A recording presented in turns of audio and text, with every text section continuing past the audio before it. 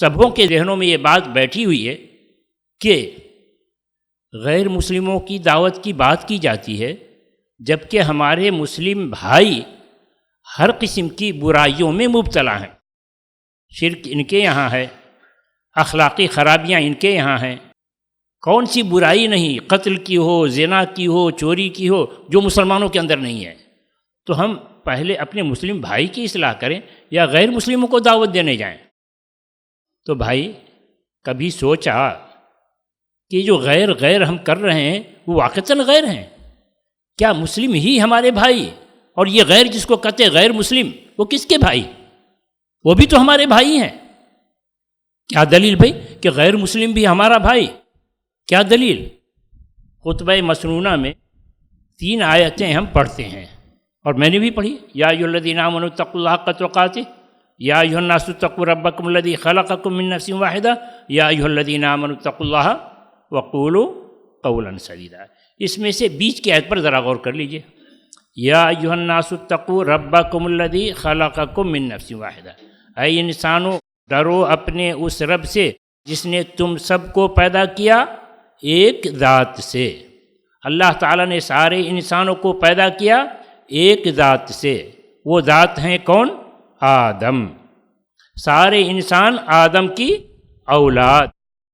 اسی لیے اللہ تعالیٰ نے قرآن کریم میں متعدد جگہ کہا یا بنی آدم، اے آدم کی اولاد، مراد سارے انسان ہیں، اے آدم کی اولاد۔ تو مسلم بھی آدم کی اولاد، غیر مسلم بھی آدم کی اولاد۔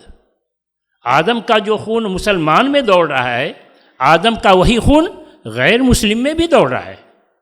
ایک مسلمان کا غیر مسلم کے ساتھ خونی رشتہ ہے، اور یہ خونی رشتہ اسلام اور کفر کی وجہ سے ختم نہیں ہوتا۔ کیا دلیل؟ کہا اللہ تعالیٰ نے وَإِن جَاهَدَاكَ عَلَىٰ أَن تُشْرِكَ بِي مَا لَيْسَ لَكَ بِهِ عِلْمٌ فَلَا تُطِعْهُمَا وَصَاحِبْهُمَا فِي الدُّنْيَا مَعْرُوفًا۔ اگر تمہارے ماں باپ مشرک ہیں اور تم کو بھی مجبور کریں شرک پر، فَلَا تُطِعْهُمَا، تو اس میں ان کی بات مت مانو، وَصَاحِبْهُمَا فِي الدُّنْيَا مَعْرُوفًا، مگر دنیا کے سلسلے میں ان کے ساتھ اچھا سلوک کرو۔ ارے اچھا سلوک کیوں کرے؟ وہ تو مشرک ہے۔ بھئی مشرک ہیں تو کیا ہوا؟ باپ باپ ہی رہے گا، ماں ماں ہی رہے گی، بھائی بھائی ہی رہے گا۔ ایک بھائی کے ساتھ جو سلوک ہونا چاہیے کرو باوجود کہ وہ مشرک ہو، ایک باپ کے ساتھ جو سلوک ہونا چاہیے کرو باوجود کہ مشرک ہو۔ تو کیا اس کا کوئی عملی نمونہ ملتا ہے؟ ہاں ملتا ہے۔ کیا بھئی عملی نمونہ؟ اسماء رضی اللہ عنہا کی ماں مکے سے مدینہ آئیں، بیٹی مسلم، ماں مشرک۔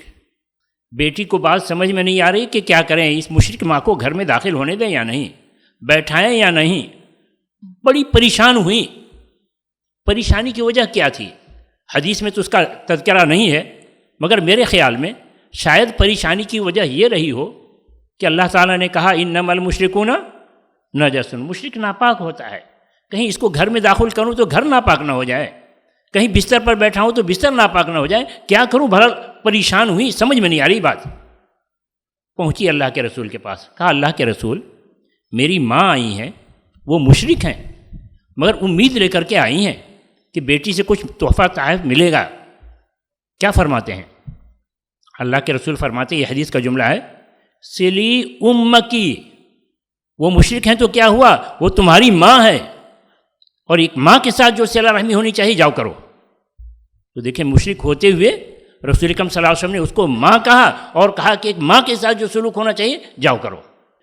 تو اس سے ثابت ہوا کہ اسلام اور کفر کی وجہ سے خونی رشتہ ختم نہیں ہوتا۔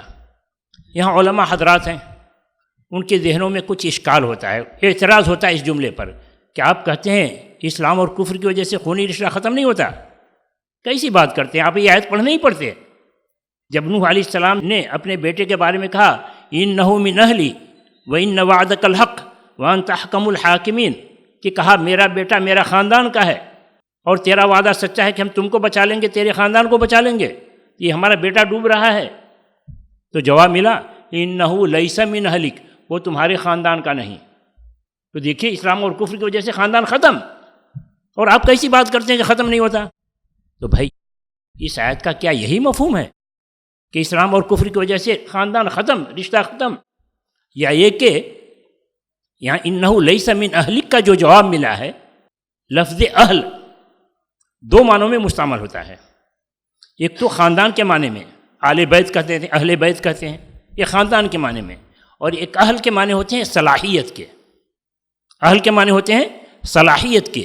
اب یہاں جو انہو لیس من اہلک کہا، یہاں یا خاندان کی نفی کی گئی ہے یا صلاحیت کی نفی کی گئی ہے؟ یہاں خاندان کی نفی نہیں کی گئی ہے، صلاحیت کی نفی کی گئی ہے. کیا مطلب؟ انہو لیس من اہلک یعنی آپ کی سفارش کے قابل نہیں، اس میں یہ صلاحیت نہیں کہ آپ ان کے لیے سفارش کریں، تو یعنی وہ آپ کی سفارش کے قابل نہیں. خاندان کی نفی نہیں کی گئی ہے. کیا دلیل بھائی؟ جب لفظ دو معنی میں استعمال کیا جائے، لفظ مشترک، تو کسی ایک معنی پر محمول کرنے کے لیے دلیل چاہیے. تو کیا دلیل ہے کہ یہاں خاندان کی نفی نہیں ہے، صلاحیت کی نفی ہے؟ دلیل اس سے پہلے کی آیت. کیا بھائی آیت؟ کہا اللہ تعالیٰ نے وَنَادَى نُوحٌ ابْنَهُ، نوح نے پکارا اپنے بیٹے کو. کون کہہ رہا ہے؟ اللہ کہہ رہا ہے. وَنَادَى نُوحٌ ابْنَهُ، نوح نے پکارا اپنے بیٹے کو. یہ کون بیٹا؟ مشرک ہے یا مسلم؟ مشرک. تو نوح نے پکارا اپنے بیٹے کو جو کہ مشرک ہے. کیسے پکارا؟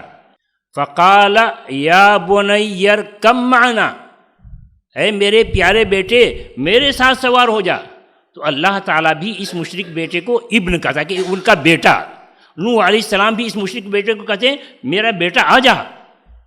تو گویا کہ خاندان کی نفی نہیں کی جا رہی ہے، صلاحیت کی نفی کی جا رہی ہے کہ وہ مشرک ہے، اللہ کا عذاب آیا ہوا ہے، اس وقت مشرک کے بارے میں کوئی سفارش نہیں سنی جائے گی، تو آپ اس کی سفارش مت کیجیے. انہو لیس من اہلک. آگے کی آیت خود قرینہ ہے، انہو عمل غیر صالح، یہ مشرک ہے، اس کا عمل صحیح نہیں ہے، اس کے بارے میں آپ سفارش مت کیجیے، اس کو تو ڈوبنا ہے. تو جواب مل گیا کہ اس آیت سے ہم استدلال نہیں کر سکتے کہ کفر اور اسلام کی وجہ سے خاندان کٹ جاتا ہے، نہیں.